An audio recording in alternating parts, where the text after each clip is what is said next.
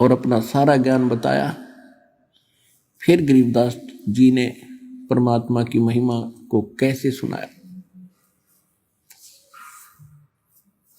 अब जैसे हम तो राज्य प्राप्ति करना चाहते हैं और परमात्मा कहते हैं अगम निगम को खोज ले, बुद्धि विवेक विचार, उदय अस्त का राज मिले, तो बिन नाम बेगार। पुण्यात्माओं, परमात्मा की अमरवाणी एक एक वचन को गहराई से विचार करना, क्योंकि विचार नहीं करोगे तो अंदर से मैल नहीं खुरचा जाएगा। विचार मनन करना इसके ऊपर, ये क्या बताई है, किसी के डोम बाट के गीत नहीं, ये तो भगवान के दिए वचन है। पहले तो हमें शंका रहती थी कि किसने देखा है भगवान, आगे क्या होगा किसको पता है। अब जब भगवान ने आकर बता रहा है कि ये होगा, ऐसा होता है, तो वो भी अग्रम अग्रम खत्म होगी। किसने देखा है? खुद भगवान ने बताया, और जिनने भगवान देखा उनने बताई। तो फिर अगर नहीं मानता है तो घनी पी रहा है भाई। तो कहने का भाव ये है कि गरीबदास साहिब जी क्या बताना चाहते हैं कि अगम निगम को खोज ले, परमात्मा से प्राप्त ज्ञान के आधार से कह रहे, और बुद्धि विवेक विचार, थोड़ा सा विचार करके देख, उदय अस्त का राज मिले तो बिन नाम बेगारे। अब जैसे बेगार किसे कहते हैं? बेगार क्या होती है? बेगार उसे कहते हैं मेहनत गणा और इनकम निल और पूंजी घरते खर्चो, उसको बेगार कहती है। जैसे पहले पुलिस वाले पकड़ ले जाते थे इन 3 व्हीलर वालों को, तो एक 3 व्हीलर वाला बता रहा था कि कल मैं बेगार में फंस गया।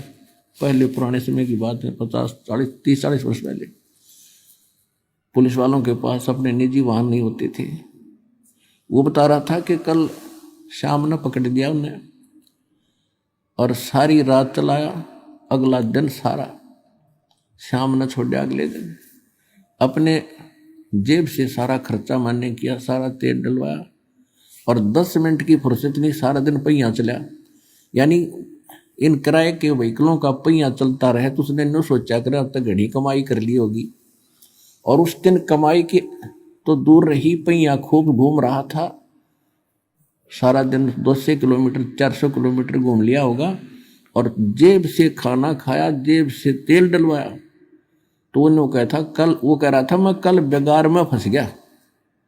तो इसको बेगार कहते हैं कि प्रयत्न तो घना दिखे, परिश्रम तो घना करता दिखे, इनकम हो नहीं और जेब तक खर्चो, उसको बेगार कहते हैं।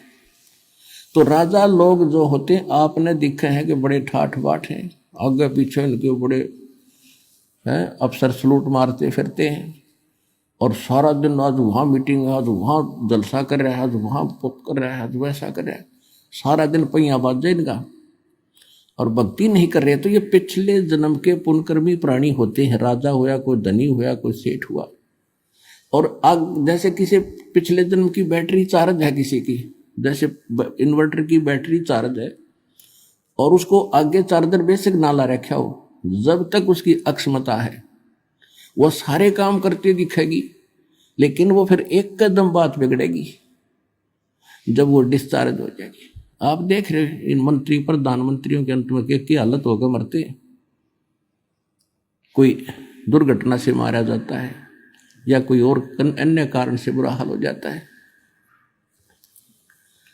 और कोई 10 वर्ष कोई 5 वर्ष मंत्री मुख्यमंत्री रह गया, फिर बैठ जाए डोगा लेकर बरंडे में, कोई नहीं पूछता। तो उनकी वो बैटरी डिस्चार्ज हो ली, अब कुछ ना उसका पल्ला है।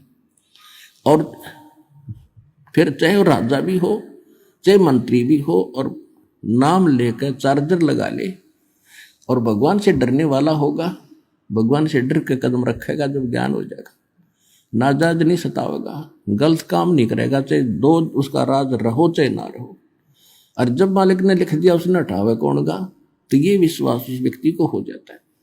फिर भी संत जो होते इस बीमारी से टला करें। तो कहने का भाव ये है कि अगम निगम को खोज ले और बुद्धि विवेक विचार, उदय अष्ट का राज मिले, पूरी पृथ्वी का भी शासक हो जा, तो बिन नाम बिगाड़े। तो जैसे पिछले जन्म के पुण्य चलते हैं इस प्राणी के, तब तक खूब सुख दिखाई देता है। जब पुण्य समाप्त हो जाते हैं फिर पापों का दौर शुरू होता है, कहर पे कहर टूटते हैं। तो उस समय वो वही तो भक्ति कर रहा होता है या ना कर रहा, तो वो तो बात अलग है। तो जब सत साधना हम करेंगे तो ये दुख बचा करते हैं और यहाँ के इस नकली राजपाट से हमारा मन हटेगा। इस ज्ञान से आपकी कैसी स्थिति हो जाएगी, इंद्र दा राज और काग का बेस्टा। होए होए, आप तो एक छोटे से एमएलए चेयरमैन को देख लेते हो, सोचा बड़ा प्रभुशाली बन गया। अब क्या बताते हैं कि इंद्र दा राज यानी स्वर्ग के राजा का राज हमारे लिए काग की बीट है, उस सतलोक के सुख की तुलना में। तो परमात्मा हमें यहां से निकालना चाहते हैं और हम अज्ञानता के कारण इसी काल के इस झूठे सुख से चिपकना चाहते हैं। एक समय अब परमात्मा कहते हैं गोता मारो स्वर्ग में, रजा बैठो पाताल। गरीबदास जी को बता रहे हैं परमात्मा कि गरीबदास में ढूंढता फिरूं अपने हीरे माणिक लाल। एक मुसलमान धर्म के अंदर अब्राहिम सुल्तान अधम नाम के एक राजा थे। अब पुण्यात्माओं ये विचार कर लेना, क्योंकि थोड़े से दिन में आपकी बुद्धि ठीक काम करने लगेगी। अभी तक तो बच्चे हो, कोई पहली कक्षा का, कोई दूसरी का, कोई तीसरी का, कोई चौथी पांचवी, और जिन दास के साथ जिनको 5-10 वर्ष हो गए, अब वो तो सारे संकेत समझने लग गए जो दास कहना चाहता, और सारी सत्य हृदय में समा गई। फिर भी आपको बार बार बताया जाता है। अब ये जो समय आओगा ना भक्ति का, ये हजारों वर्ष चलेगा और इसमें अरबों खरबों जीव पार होंगे। परमात्मा ने बोल रखा, नहीं तो जुल्म हो जाता है यहाँ पर।